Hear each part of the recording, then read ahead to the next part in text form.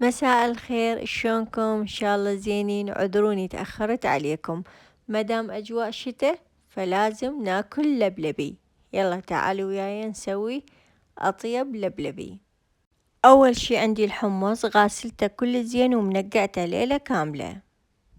وعندي عظام مال غنم ما بيها لحم، فتافيت راح اخليها ويا اللبلبي تعطيها نكهة كلش طيبة. حمست العظام واضيف له مي حار وانتظره شوي يفور حتى بس اشيل عنه الزفرة. اخلي الحمص بجدرية الضغط واضيف عليه العظام ومي العظام.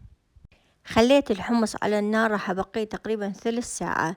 طبعا مو الا جدر ضغط، تقدرون هم تسووه بالجدر العادي. وبعد 3 ساعة صار الحمص مستوي وجاهز. اخذ شوية من الحمص واخليه بالبلندر واضيف عليه ملح وكركم وشوية كاري واخلطهم كل زين بالبلندر لحد ما يصير قوامه مثل السموذي، واضيفه على جدر اللبلبي واخليه على النار تقريبا 10 دقايق حتى شوية يثخن، وبعدها يكون اللبلبي جاهز. وصار عندنا اللبلبي جاهز، فوقه عصرة ليمون أو نارنج.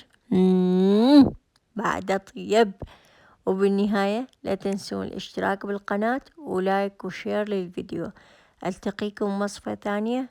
باي باي.